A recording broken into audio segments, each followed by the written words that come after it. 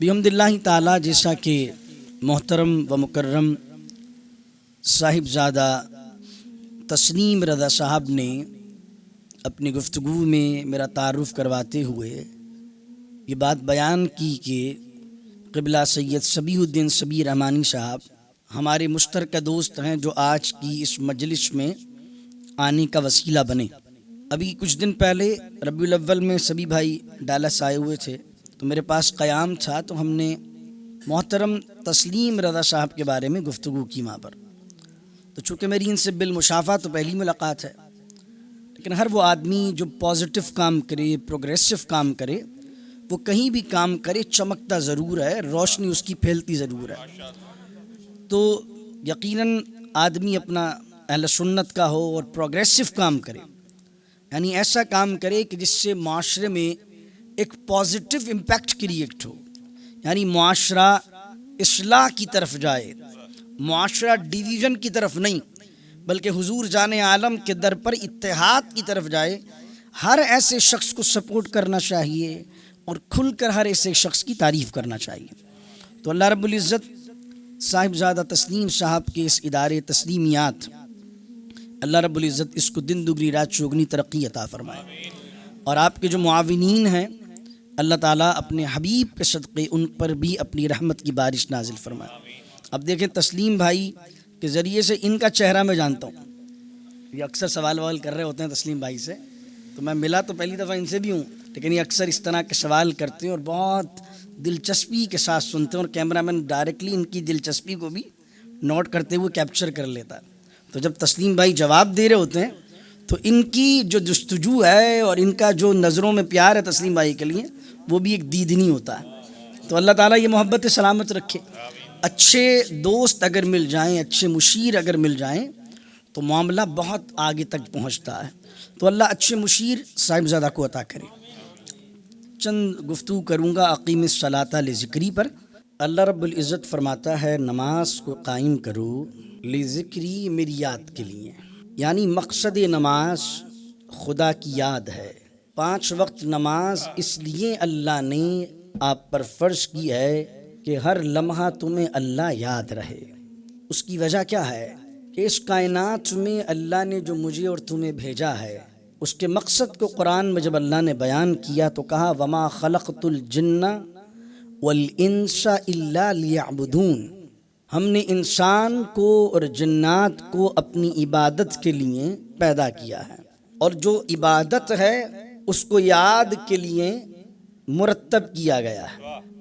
تو جب انسان نماز کو قائم کرتا ہے تو وہ خدا کو یاد رکھتا ہے، اور جب خدا کو یاد رکھتا ہے تو خدا نے جن کاموں کے نہ کرنے کا حکم دیا ہے ان سے باز رہتا ہے، کیونکہ خدا یاد ہے، اور جن کاموں کے کرنے کا حکم دیا ہے ان کو کرتا ہے کیونکہ خدا یاد ہے۔ اور سارا مقصد دین، انبیاء کا آنا اور انبیاء کے بعد ان پر کتابوں کا بھیجا جانا، یہ دونوں باتیں کس لیے ہیں؟ ایک تذکیر کے لیے ہے۔ تذکیر کس کو کہتے ہیں؟ یاد دہانی کو۔ اللہ نے دنیا میں لوگوں کو بھیجا، اور بھیجنے سے پہلے عالم ارواح میں ایک وعدہ لے لیا، اور وہ وعدہ الست ہے کہ تم دنیا میں جانا، جس کو یاسین میں آپ تلاوت کرتے ہیں، لیکن مسئلہ یہ ہے کہ یاسین یا تو آپ برکت کے لیے پڑھتے ہیں، یا پھر کسی کی سانس نہیں نکلتی تو پڑھتے ہیں، کبھی ہدایت کے لیے نہیں پڑھتے۔ حالانکہ اللہ نے قرآن برکت کے لیے بنایا ہے، لیکن وہ اس کی ثانوی حیثیت ہے۔ ہدایت کے لیے بنایا ہے، یہ اس کی اولین اس کا مقصد ہے، اس کی حیثیت ہے۔ تو قرآن کریم میں جب آپ سورہ یاسین کو تلاوت کرتے ہیں تو اللہ کیا فرماتا ہے؟ الم اعہد الیکم یا بنی آدم اللہ تعبدوا الشیطان انہ لکم عدو مبین وان اعبدونی ھذا صراط مستقیم۔ اے بنی آدم، کیا میں نے تم سے وعدہ نہیں لیا تھا کہ شیطان کی پیروی نہ کرنا؟ بے شک وہ تمہارا کھلا دشمن ہے۔ وان اعبدونی، میری عبادت کرنا، ھذا صراط مستقیم، اور یہی سچا سیدھا سچا راستہ ہے۔ اب اللہ نے اس کائنات میں جب ہمیں بھیجا، اس وعدے کے ساتھ ہم اس کائنات میں آئے، تو اللہ نے اس دنیا کو بڑا رنگین بنایا، آزمائشیں رکھی ہیں، جس کو قرآن اس انداز سے بیان کرتا ہے کہ الف لام میم، احسب الناس ان يتركوا ان يقولوا آمنا وهم لا يفتنون وَلَقَدْ فَتَنَّ الَّذِينَ مِنْ قَبْلِهِمْ فَلَيَعْلَمَنَّ اللَّهُ الَّذِينَ صَدَقُوا وَلَيَعْلَمَنَّ الْكَاذِبِينَ۔ کیا لوگ یہ گمان کر بیٹھے ہیں، احسب الناس، کیا لوگوں نے یہ سوچ لیا ہے، ان یترکوا ان یقولوا آمنا، وہ اس بات پر ہی چھوڑ دیے جائیں گے کہ وہ اس بات کا دعویٰ کرتے ہیں کہ ہم ایمان لے آئے، ہم مسلمان ہیں، ہم مومن ہیں، وَهُمْ لَا يُفْتَنُونَ، اور انہیں آزمایا نہیں جائے گا۔ اللہ نے ان سے پہلے لوگوں کو بھی آزمایا، اللہ نے ان کے بعد لوگوں کو بھی آزمایا اور آزمائے گا۔ کس لیے؟ تاکہ اللہ واضح کر دے کہ ان میں سچا کون ہے اور جھوٹا کون ہے۔ تو اس کائنات میں جب اللہ نے ہمیں بھیجا تو یہ عالم آزمائش ہے۔ جب اس عالم آزمائش میں بھیجا تو کوئی بندہ اللہ تعالیٰ سے قیامت کے دن یہ آرگیومنٹ کرے، مولا جب تو نے کائنات اتنی حسین بنائی، میں تو اس میں جا کر کھو گیا، مجھے یاد ہی نہیں رہا کہ میں تجھ سے کیا وعدہ کر کے آیا ہوں۔ تو اللہ نے انبیاء بھیجے تذکیر کے لیے، اللہ نے کتابیں بھیجی تذکیر کے لیے۔ وہ تذکیر کیا ہے، وہ یاد دہانی کیا ہے کہ یہ دنیا عارضی ہے، یہ دنیا فانی ہے۔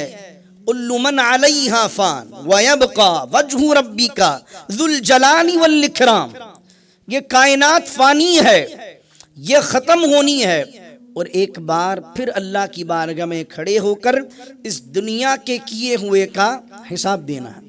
اب قرآن بھی تذکیر، اس سے پہلے کے انبیاء بھی تذکیر، اور رسول اللہ صلی اللہ علیہ وسلم بھی تذکیر، اور پھر حضور جان عالم صلی اللہ علیہ وسلم جو ہمیں دین دے کر گئے، جو 5 نمازیں دے کر گئے، وہ 5 نمازیں بھی تذکیر ہیں، جو آپ کو 5 وقت یہ یاد دلاتی ہیں کہ جس کی بارگاہ میں تم آج کھڑے ہو، ایک دن آئے گا جب تمہیں کھڑے ہو کر جواب دینا ہے۔ تو اقیم الصلاۃ لذکری، نماز قائم کرنی ہے اس کی یاد کے لیے۔ اور جو شخص نماز اس طرح پڑھ رہا ہے کہ وہ نماز پڑھتے ہوئے اللہ کو یاد کر رہا ہے، نماز پڑھتے ہوئے اس کا تخیل، اس کا فکر، اس کی سوچ اللہ کی جانب ہے، تو پھر دیکھیے اس کے بارے میں انعام کیا ہے کہ جب اسے اللہ یاد رہے گا تو وہ گناہ سے باز رہے گا، جب گناہ سے باز رہے گا تو اللہ فرماتا ہے وَلِمَنْ خَافَ مَقَامَ رَبِّهِ جَنَّتَانِ، کہ جو اپنے پروردگار کی بارگاہ میں کھڑا ہونے سے ڈرتا ہے۔ اب ڈرے گا کون؟ جو یاد کرے گا رب کو، جسے رب یاد رہے گا وہ ڈرے گا اللہ کی بارگاہ میں کھڑا ہوتے ہوئے، جھوٹ بولتے ہوئے، دغا کرتے ہوئے، تکلیف دیتے ہوئے، زیادتی کرتے ہوئے، پڑوسی کی حق تلفی کرتے ہوئے، بہن بھائیوں کی جائیداد پر قبضہ کرتے ہوئے ڈرے گا، کیونکہ اسے اللہ یاد ہے۔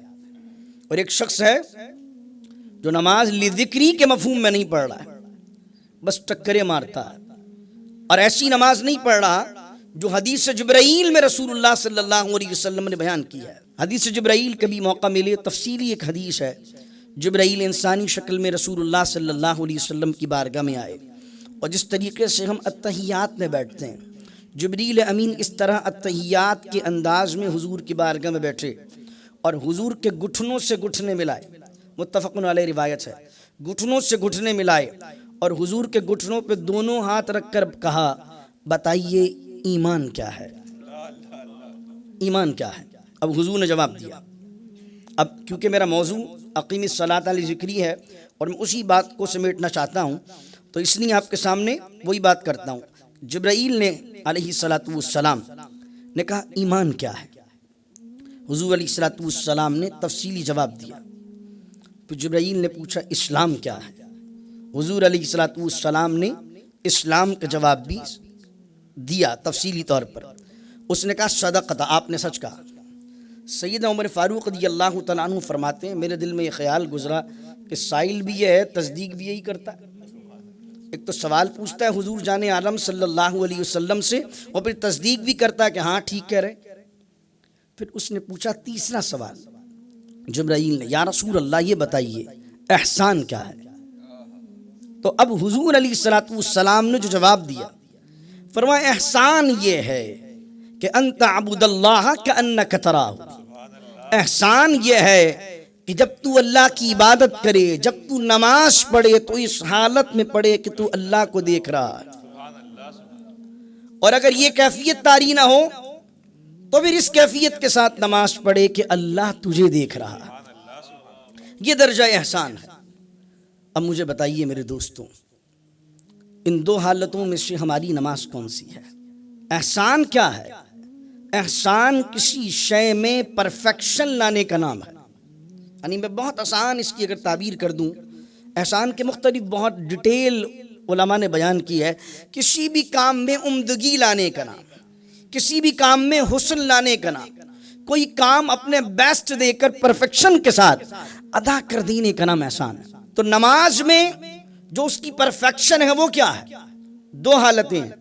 یا تو تم اس حالت میں ہو کہ جب تم نماز پڑھو تو اس کیفیت کو طاری کر لو کہ میں دیدار الہی کر رہا ہوں، یا ایٹ لیسٹ اس کیفیت کو طاری کر لو کہ اللہ مجھے دیکھ رہا ہے.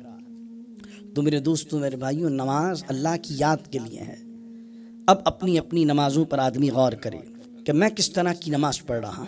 میں تو جب نماز پڑھتا ہوں تو آدھے کراچی کا چکر لگا لیتا ہوں. 4 رکعت کے اندر پہلی رکعت میں دماغ کہیں اور ہے، دوسری میں کہیں اور ہے، تیسری میں کہیں اور ہے. اور پھر میں نماز پڑھتا بھی ہوں تو کس قدر اہتمام سے پڑھتا ہوں. نماز پڑھتا ہوں تو نماز کی 6 شرائط ہیں. اس میں سے پہلی شرط ہے طہارت. طہارت میں 3 چیزیں آتی ہیں. ایک ہے بدن کا پاک ہونا، ایک ہے کپڑوں کا پاک ہونا، اور ایک ہے، لیکن کبھی تفسیر نہیں میں پڑھیے آپ، پہلے تفسیر کرتے ہیں اس کے بعد لکھتے ہیں صوفیانہ تفسیر.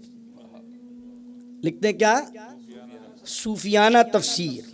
تو علماء کہتے ہیں ایک نماز ہے فقہی نماز، ایک نماز ہے صوفی کی نماز.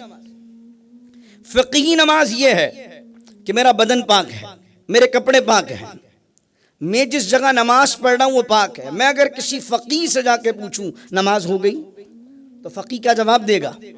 ہو گئی.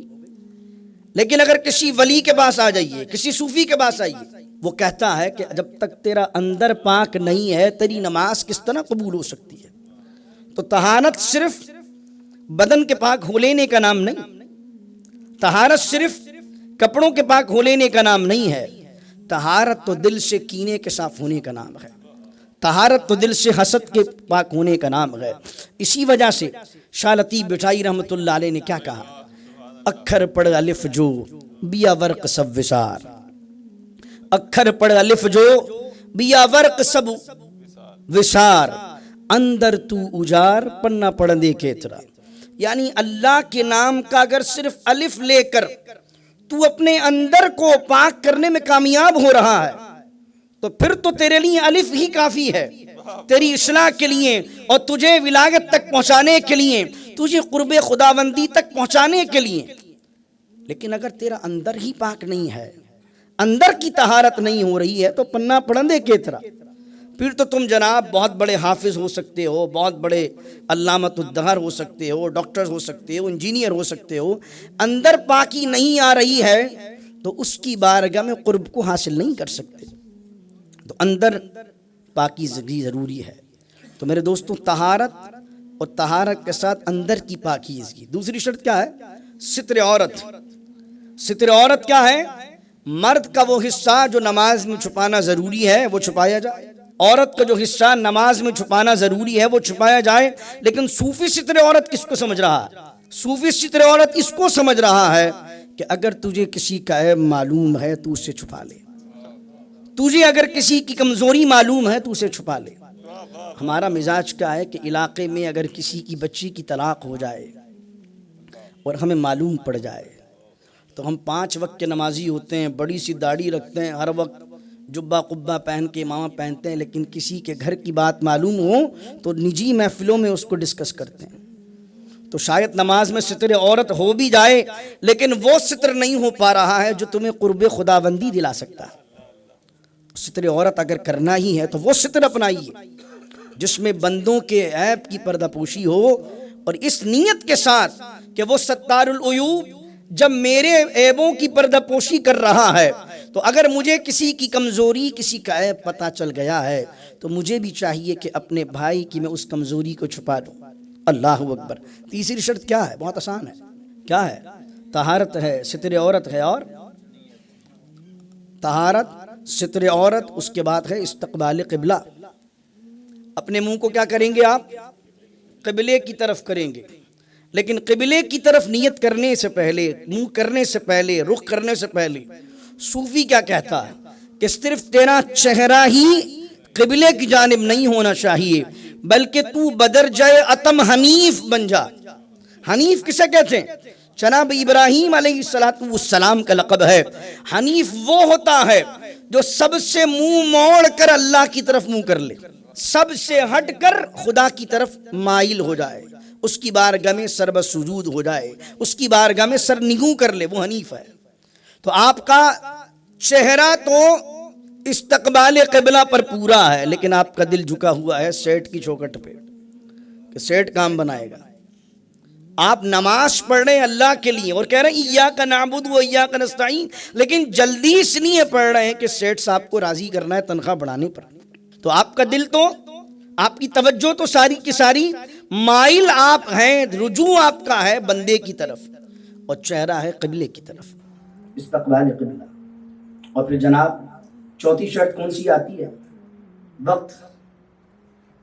وقت ہے نماز کا، جب نماز کا وقت ہوتا ہے طہارہ ستر عورت استقبال قبلہ، وقت جب آیا تو وقت میں ایک تو وقت ہے نماز ظہر کا وقت ہے، عصر کا وقت ہے، مغرب کا وقت ہے، لیکن اہل اللہ کیا سمجھاتے ہیں کہ وقت صرف یہ نہیں سوچنا کہ ظہر کا وقت ہے، یہ بھی سوچنا ہے کہ ہو سکتا ہے کہ یہ میرا آخری وقت ہے۔ ہر نماز کو اس طرح پڑھیے کہ شاید کہ آپ کی آخری نماز ہو۔ ہم نماز پڑھتے ہیں اور کس طرح پڑھتے ہیں؟ جلد بازی میں۔ مسجدوں کی نمازیں اور ہیں، گھروں کی نمازیں اور ہیں۔ مسجدوں میں لمبی لمبی نماز ہے، گھروں میں چھوٹی چھوٹی نماز ہے، اور یہ منافقین کا طریقہ ہے۔ یراؤن الناس ولا یذکرون اللہ الا قلیلا، عمل کرتے نہیں کرتے ہیں تو دکھانے کے لیے کرتے ہیں۔ تو وقت جب آپ سوچ رہے ہیں تو یہ نیت کر لیجئے کہ ہو سکتا ہے یہ میرا آخری وقت ہے۔ لیکن آپ یہ نہ سمجھیے کہ یہ جو بزرگ نظر آنے والے ہیں پہلے تو یہ جائیں گے پھر ہم جائیں گے، کیونکہ دنیا میں آنے کی تو ترتیب ہے، پہلے دادا آتا ہے، پھر اس کا بیٹا آتا ہے، پھر پوتا آتا ہے، لیکن جانے کی ترتیب نہیں ہے۔ پہلے دادا سے پہلے پوتا بھی جا سکتا ہے۔ تو پھر فرمایا آخری شرط کیا ہے؟ نیت ہے۔ امام غزالی رحمۃ اللہ علیہ فرماتے ہیں عمل سے بدرجہ اولا بڑھ کر اہم نیت ہے، کیونکہ بڑے بڑے خوبصورت اعمال برباد کر دیے جاتے ہیں اللہ کی بارگاہ کے اندر صرف نیت کی وجہ سے۔ اسی وجہ سے بخاری کی پہلی حدیث کیا ہے؟ انما الاعمال بالنیات وانما لکل امرئ ما نوی، بے شک اعمال کا دار و مدار نیتوں پر ہے۔ all actions are depend on intentions، تمام اعمال کا دار و مدار نیتوں پر ہے۔ تو نیت جتنی پاکیزہ ہوگی اتنا عمل اللہ کی بارگاہ میں مقرب ہوگا۔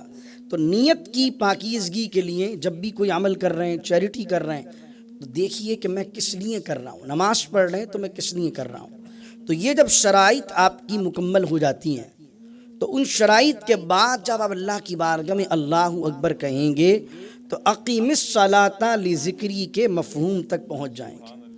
تو میرے دوستوں، میرے بھائیوں، آپ سب سے گزارش یہی ہے کہ جب بھی نماز پڑھیے تو یہ جو باتیں میں نے چند گزارشات آپ کے سامنے پیش کی ہیں، اس کے تحت نماز پڑھنے کی کوشش کیجیے، اور وہ حدیث یاد رکھیے کہ نماز کس حال میں پڑھنی ہے۔ احسان کیا ہے؟ آج ہم نے کیا سیکھا؟ احسان کیا ہے؟ نماز اس طرح پڑھو کہ تم اللہ کو دیکھ رہے ہو، اور اگر یہ کیفیت طاری نہیں کر سکتے تو ایٹ لیسٹ یہ کیفیت طاری کر لو کہ اللہ ہمیں دیکھ رہا ہے۔ فقیرانہ آئے صدا کر چلے۔ آپ خوش رہیں، ہم دعا کر چلے۔ وآخر دعوانا ان الحمد للہ رب العالمین۔